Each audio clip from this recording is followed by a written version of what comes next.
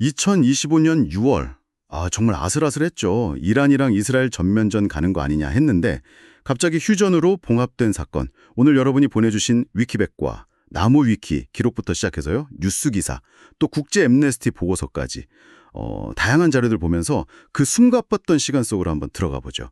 도대체 무슨 일이 있었던 건지, 그리고 진짜 중요한 포인트는 뭔지 함께 파헤쳐 보겠습니다. 모든 건 6월 13일 새벽이었어요. 그 이스라엘이 일어나는 사자작전, 이름도 참.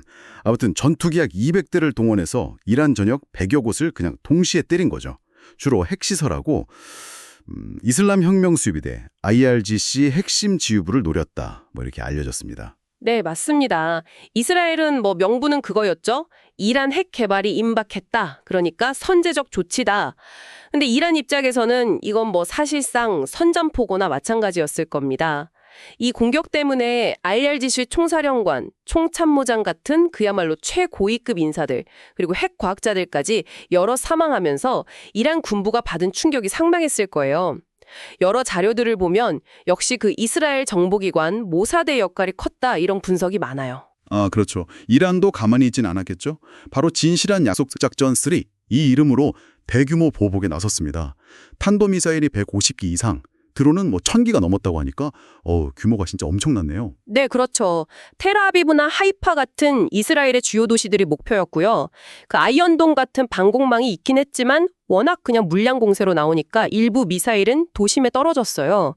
그래서 이스라엘 발표로도 사망자가 수십 명, 부상자도 거의 600명 가까이 나왔다고 하고요. 바잔정유소나 바이치만 연구소 같은 주요 시설 피해도 꽤 컸다고 합니다. 이란 쪽은 군사시설 150곳 파괴했다 이렇게 주장했죠. 이야, 그렇게 12일 동안 정말 치열하게 서로 주고받았는데 여기서 이제 예상치 못한 변수가 딱 등장합니다. 바로 미국. 미국의 직접 개입이었죠. 6월 21일에 트럼프 대통령이 B2 스텔스 폭격기를 동원해서 이란의 주요 핵시설 3곳을 그 지하 깊숙이 파괴하는 벙커버스트로 타격했다. 이렇게 전격 발표를 해버렸어요. 미국은 이걸 이제 동맹방어 차원이다, 집단 자위권 행사다 이렇게 설명을 했는데요. 국제사회 반응은 좀 엇갈렸습니다. 특히 러시아, 중국은 이거 국제법 위반 아니냐 강하게 비판했고요. 유엔 안보리에서도 논쟁이 좀 뜨거웠죠.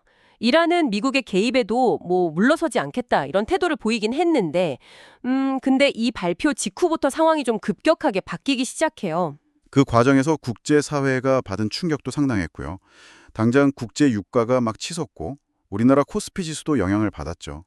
경제적 파장이 컸고 또 민간인 피해에 대한 우려도 커졌는데 국제 엠네스티 같은 곳에서는 양측 모두 민간인 보호에 좀 소홀했다.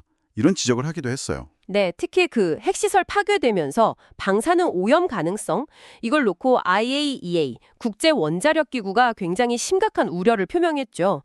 G7 같은 서방 국가들은 일단 이스라엘 자위권은 인정한다. 그러면서도 이란 비핵화는 계속 촉구했고요.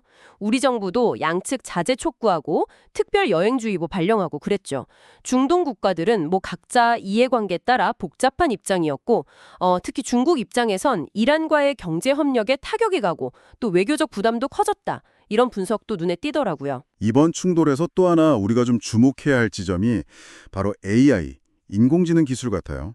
관련 자료 보니까 이스라엘이 팔란티어라는 회사 아시죠?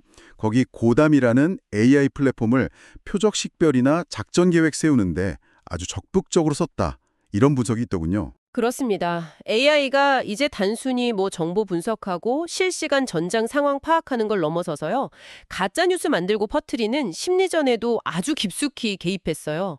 이거는 어쩌면 전쟁의 양상이 근본적으로 바뀌고 있다는 중요한 신호일 수 있습니다. 동시에 이런 AI 무기, 이걸 어떻게 통제할 거냐, 굉장히 심각한 윤리적 또 법적 질문을 우리에게 던지고 있는 거죠. 정말 정신없이 돌아가던 상황이 트럼프 대통령의 그 폭격 발표 이후에 거짓말처럼 휴전으로 이어졌어요. 이란이 먼저 12시간 휴전 제안하고 이스라엘이 이걸 받아들이는 식이었는데 이렇게 갑자기 멈춰선 이유, 이건 뭐라고 봐야 할까요? 여러 분석들을 좀 종합해보면 양쪽 다 더 이상의 확전은 좀 부담스럽다. 이런 현실적인 계산이 작용한 것 같아요. 일단 계속된 공방으로 피로가 쌓였을 거고 무기도 계속 소모되니까 부담스럽고 또 국제사회의 압박도 있었겠죠. 뭐 복합적인 요인들이 작용한 것 같습니다. 이스라엘 입장에서는 이런 핵 개발을 몇 년 늦췄다, 나름의 성과를 거뒀다고 판단했을 수 있고요. 이란은 또 미국의 추가 개입을 막고 일단 체제 안정을 유지하는 게 더 급했을 수 있습니다. 카타르 같은 중재 국가들의 역할도 분명 있었을 거고요. 뭐 일각에서는 서로 그냥 명분만 챙기고 빠져나오려고 약간 짜고 친 거 아니냐 이런 해석까지 나올 정도니까요. 네. 이렇게 격렬했던 열흘 남짓의 충돌은 일단 숨고르기에 들어갔습니다. 하지만 AI라는 새로운 변수가 전면에 등장했고 핵이라는 그 근본적인 불신은 여전히 남아있는 상황이란 말이죠.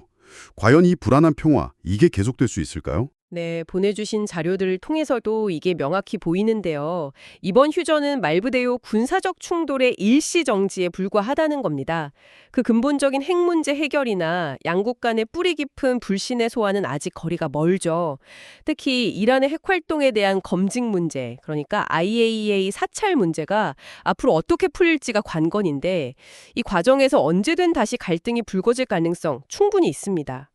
이 분쟁이 우리에게 던진 질문들은 여전히 답을 기다리고 있는 현재 진행형인 셈이죠. 여러분은 이 위태로운 휴전의 미래 어떻게 전망하시나요?